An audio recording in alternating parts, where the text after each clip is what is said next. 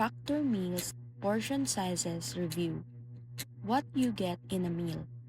Each factor meal usually comes in around 13 to 16 ounces.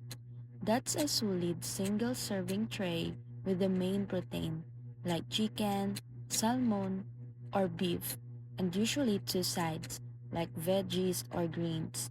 Calorie-wise, most meals range from 350 to 700 calories, depending on whether you pick keto, calorie smart, or protein plus. Are the portions enough? For light or average eaters, yes, it's pretty satisfying.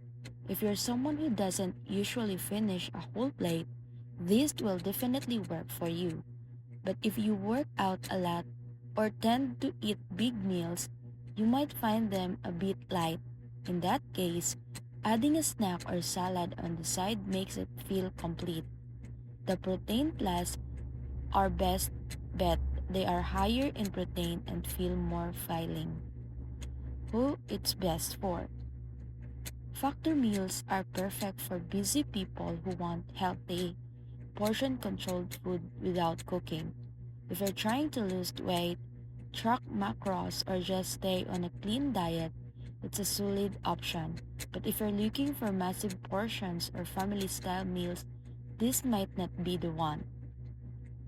My final thoughts. So, factor meals portion size enough? Most people, yes. They are well balanced, taste great, and keep you full if you eat moderately. But if you're a heavy eater, consider doubling up the meals or adding sides either ways.